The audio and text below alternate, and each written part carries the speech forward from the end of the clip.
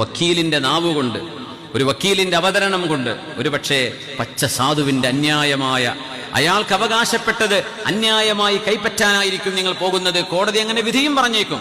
നിങ്ങൾക്ക് ആ സാധനം കിട്ടിയെന്ന് വരും, പക്ഷേ നരകത്തിന്റെ കഷ്ണമാണ് നിങ്ങൾ ആ വാങ്ങിക്കുന്നത് കേട്ടോ.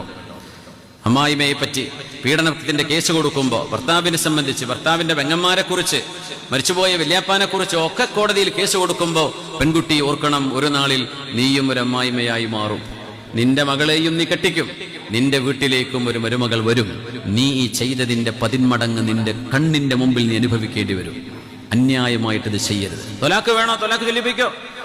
ഭർത്താവിനോട് പറയും, ചർച്ച നടക്കട്ടെ.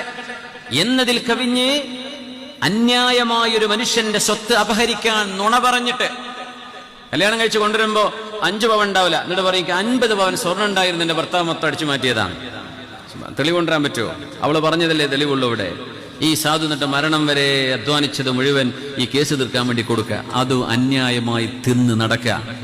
ഇതൊക്കെ നല്ലതാണോ? ആണുങ്ങളെ പെണ്ണുങ്ങളെ നമ്മൾ ആലോചിച്ചു. പെണ്ണുങ്ങളെ കുറിച്ച് മാത്രം പറയല്ല, ആണുങ്ങൾ ഇങ്ങനെ ചെയ്യുന്നവരുണ്ടാകാം, പെണ്ണുങ്ങളുണ്ടാകാം. ആര് ചെയ്യുന്നുണ്ടോ അന്യായം അന്യായമാണ്. അള്ളാഹുവിന്റെ അർശ് വിറക്കുമെന്നാണ്. ഭൂമിയിൽ അതിലിനെതിരായി, നീതിക്കെതിരായി ഒരു സംഭവം നടക്കുകയാണെങ്കിൽ,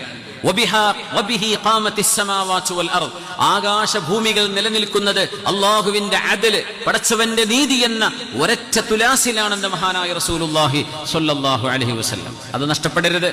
അത് നമ്മുടെ വീട്ടിലുള്ള വിഷയമാവാം, നാട്ടിലേതാകാം, രാജ്യത്തിൻ്റെതാകാം, രാഷ്ട്രങ്ങളുടെ വിഷയമാകാം, ഒരാളിന്റെ ചെറിയൊരു കാര്യമാകാം, ഒരു സമൂഹത്തിന്റെ വിഷയമാകാം.